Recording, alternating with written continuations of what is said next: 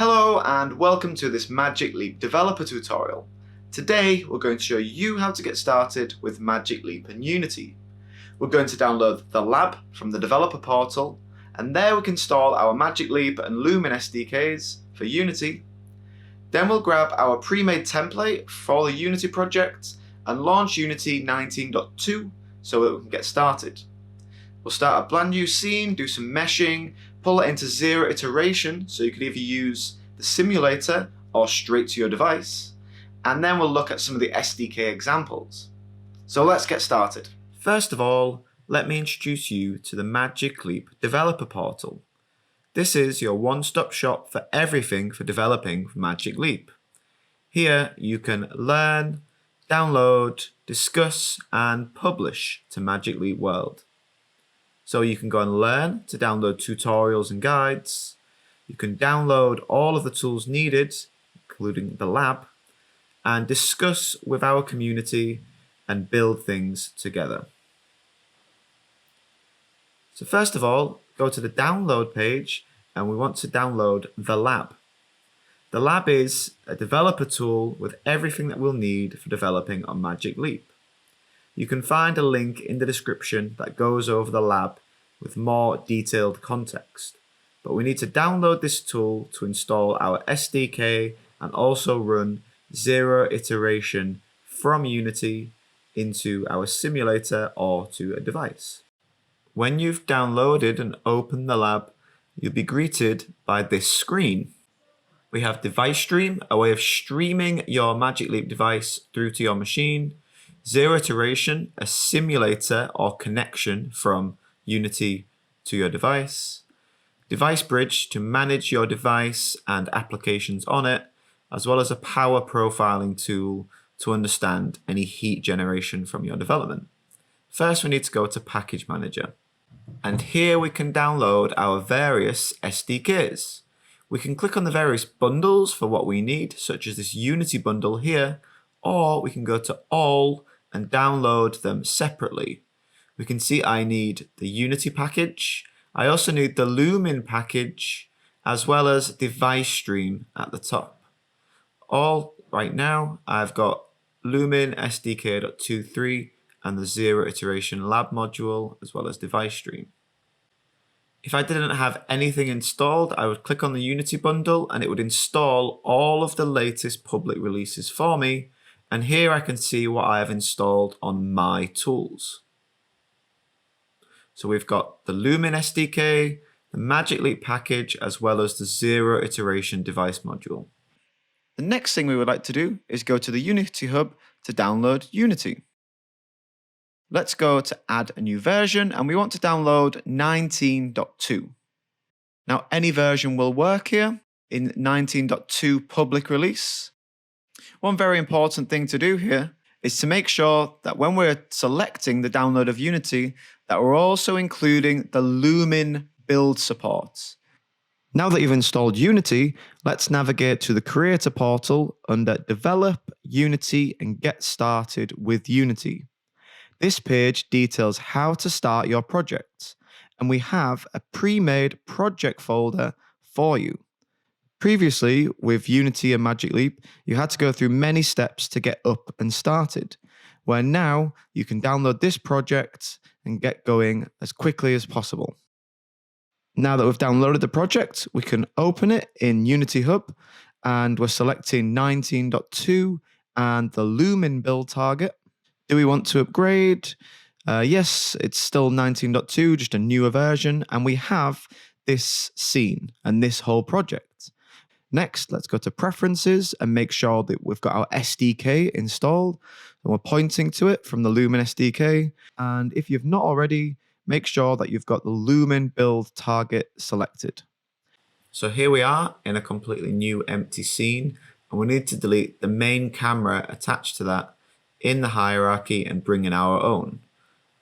In the project window, search Camera and find this new main camera and pull it into the hierarchy. You can see that when selected and viewing in our inspector, that it has a lot of extra things revolving around Magic Leap tracking, as well as the pose driver, which is common in most XR applications, which you might be familiar with. The next thing is we're going to search for a prefab called spatial mapper. We're going to search it in our project and pull in ML spatial mapper. Now this is a component that does all of our meshing in our scene. When this is active, it creates lots of meshes and scans your environment and puts them in the hierarchy. In the advanced drop-down, you can also change the level of detail the meshing is. At default, it's medium, but you've also gone low and high. The final thing to do is go to Magic Leap in our toolbar, ML Remote, and import supported libraries. We then go back to the lab and launch Zero Iteration.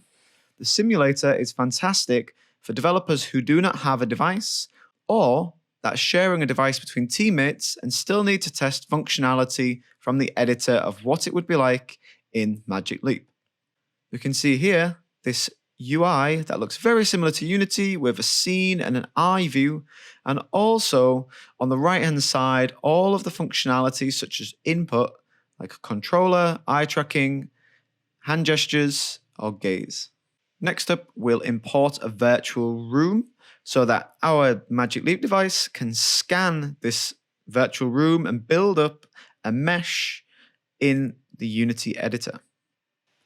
Now we can press play in the editor, and what will happen is it will link up to our simulator and transfer the data from our simulator into the Unity editor. As you can see, as I move around in the eye view in the simulator, this then corresponds and sends the data through to Unity, so it builds up this spatial mesh in our scene and then shows it in our game view. The eye view and the game view are what our user would be seeing through the headset. You can see if I click on any of these meshes, that all it is a standard mesh renderer, collider, and it also has our wireframe shader on. This is now treated as a normal asset in Unity, whether it's anything you've made in any 3D DCC tool. It means that we can interact with physics, we can do raycast, we can bring in an object such as this cube, add a rigid body to it, and it will fall on top of the table as it would do if it was just a normal 3D asset. We can then go back to the simulator, into the eye view, and see that the cube is placed on top of the table. Let's now come out of play mode. Let's close down the simulator and look at what it would look like in an actual device. We can see I have my device connected to my laptop. I'm going to turn off the simulator and I'm going to press Start Device. This will then prompt me in the device if I would like to access this. We would click Yes with our controller, and then it will bring up the interaction module. So I could either do it through this, or I could do it through my headset and controller. Now, when I press play, you can really see the power of this zero iteration device. I press play in the Unity editor, and we can see now what I am seeing through the Magic Leap device. We can see now that it's scanning my desk, my computer, the rest of my living space. We can see the sofa there, we can see the coffee table, and the rest of the room in the distance. When we look around the scene view here, we can see the mesh that it's built up. We can also see a few holes. This is where windows and reflective surfaces, such as a TV is, which the device struggles to scan. We can see again, this is a live mesh of my room that I'm currently in. We can see every object has a mesh renderer, a mesh collider, and the wireframe shader attached to it. This would be no different as to a 3D object that you've made as an asset in a DCC tool. One last thing I would like to show is the SDK examples. We've got a whole load of pre-existing scenes with different examples for developers to use. The next example is hand meshing and hand poses. Magic Leap 1 supports 15 point hand tracking on both hands, as well as 8 predefined poses. We can see here in the Unity view and in device stream all of the poses that I'm doing, from thumbs up, an OK sign, C, open or closed fist, and index finger point. We can see which hand I'm using and the confidence that the hand tracking has for the pose. All of these examples are built into the SDK for you to use as developers to get you started. We have plenty of tutorials, guides, documentation when it comes to developing for mixed reality, and also our forums where you can interact with our community. I'd also urge you to get involved online on social media by following Magic Leap Devs on Twitter and using the hashtags to see the rest of the community. Together, we can build the future.